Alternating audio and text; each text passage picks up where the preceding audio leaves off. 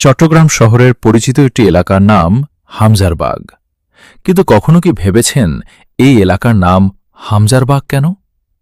জানা যায়, মোগল সম্রাট আওরঙ্গজেবের শাসনামলে প্রখ্যাত ধর্মপ্রচারক ও জমিদার হজরত সৈয়দ হামজা খাঁ রহমাতুল্লাহি আলাই চট্টগ্রামে আসেন।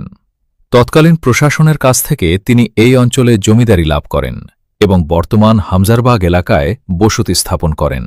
তিনি এখানে বাগান, মসজিদ এবং জনকল্যাণমূলক বিভিন্ন স্থাপনা নির্মাণ করেন। ধীরে ধীরে এই বাগান ও বসতিকে মানুষ হামজা খাঁর বাগান নামে ডাকতে শুরু করে। সময়ের প্রবাহে সেই হামজা খাঁর বাগান নামটি সংক্ষেপে হামজারবাগ নামে পরিচিতি লাভ করে, আর এভাবেই জন্ম নেয় চট্টগ্রামের এই ঐতিহাসিক এলাকার নাম।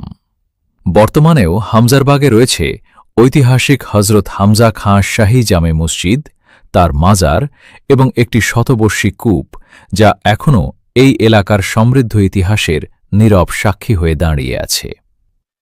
চট্টগ্রামের এমন অজানা ইতিহাস জানতে আমাদের সঙ্গে থাকুন।